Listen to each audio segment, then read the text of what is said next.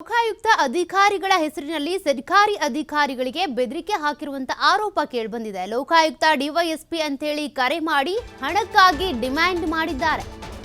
ನಕಲಿ ಡಿವೈಎಸ್ಪಿ ವಿರುದ್ಧ ಪೊಲೀಸ್ ಠಾಣೆಯಲ್ಲಿ ಈಗ ಪ್ರಕರಣ ದಾಖಲಾಗಿದೆ. ವಿಧಾನಸೌಧ ಪೊಲೀಸ್ ಠಾಣೆಗೆ ದೂರನ್ನ ಕೊಟ್ಟಿದ್ದಾರೆ ಲೋಕಾಯುಕ್ತ ಡಿವೈಎಸ್ಪಿ.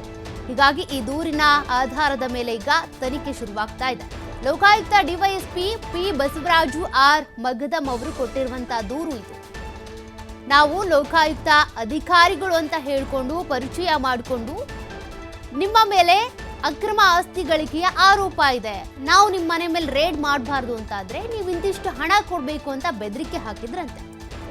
ಹಾಗಾಗಿ ಇದ್ರ ಸಂಬಂಧ ಡಿವೈಎಸ್ಪಿ ಪಿ ಬಸವರಾಜು ಮಗದಂ ಏನಿದ್ದಾರೆ ಅವರೀಗ ದೂರನ್ನ ಕೊಟ್ಟಿದ್ದಾರೆ. ವಿಧಾನಸೌಧ ಪೊಲೀಸ್ ಠಾಣೆಗೆ ಕಂಪ್ಲೇಂಟ್ ಕೊಟ್ಟಿದ್ದಾರೆ. ಅದರ ಬೆನ್ನಲ್ಲೇ ಈಗ ಪೊಲೀಸರು ಇವರ ಬಲೆ ಹಾಕೋದಕ್ಕೆ ಅಂತ ಪ್ರಯತ್ನಿಸ್ತಾ ಇದ್ದಾರೆ. ಹಾಗಾದ್ರೆ ಕಂಪ್ಲೇಂಟ್ ನಲ್ಲಿ ಏನಿದೆ, ಏನಂತ ಕಂಪ್ಲೇಂಟ್ ಕೊಟ್ಟಿರೋದು, ಯಾವಾಗ ಕರೆ ಮಾಡಿದ್ರು, ಏನಾದ್ರೂ ಇದಕ್ಕೆ ಸಂಬಂಧಪಟ್ಟಂತೆ ತನಿಖೆ ಎಷ್ಟರ ಮಟ್ಟಿಗೆ ಆಗಿದೆ ಅದನ್ನು ಕೂಡ ನೋಡ್ತಾ ಹೋಗೋದಾದ್ರೆ, ಅಪರಿಚಿತ ನಂಬರ್ನಿಂದ ಸರ್ಕಾರಿ ಅಧಿಕಾರಿಗಳಿಗೆ ಕರೆ ಬಂದಿದೆ. ನೋಡಿ, ಲೋಕಾಯುಕ್ತ ಡಿವೈಎಸ್ಪಿ ಅಂತ ಟ್ರೂ ಕಾಲರ್ ನಲ್ಲಿ ತೋರಿಸಿರುವಂತ ಆ ಫೋಟೋವನ್ನ ನೀವು ಗಮನಿಸ್ತಾ ಇದ್ದೀರಾ.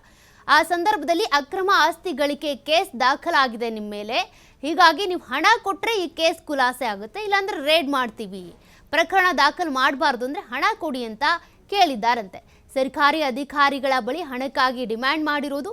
ಹಾಗಾಗಿ ಅವರು ಟ್ರೂ ಕಾಲರ್ ಕೂಡ ಚೆಕ್ ಮಾಡ್ಕೊಂಡಿದ್ದಾರೆ. ಹಾಗೂ ಕೂಡ ಲೋಕಾಯುಕ್ತ ಡಿವೈಎಸ್ಪಿ ಅಂತಾನೆ ಬಂದಿದೆ. ಹೀಗಂತ ಬರ್ತಾ ಇದ್ದಂತೆ ಈ ಬಗ್ಗೆ ಹಲವು ಸರ್ಕಾರಿ ಅಧಿಕಾರಿಗಳಿಂದ ಲೋಕಾಯುಕ್ತಕ್ಕೆ ದೂರು ಕೂಡ ದಾಖಲಾಯಿತು.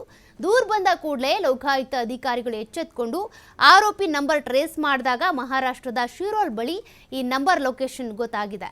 ಆರೋಪಿ ಪತ್ತೆ ಮಾಡಿ ಕ್ರಮ ಕೈಗೊಳ್ಳುವಂತೆ ಈಗ ದೂರು ದಾಖಲಾಗಿರೋದು. ವಿಧಾನಸೌಧ ಪೊಲೀಸರು ಮತ್ತಷ್ಟು ತನಿಖೆಯನ್ನು ಚುರುಕುಗೊಳಿಸ್ತಾ ಇದ್ದಾರೆ.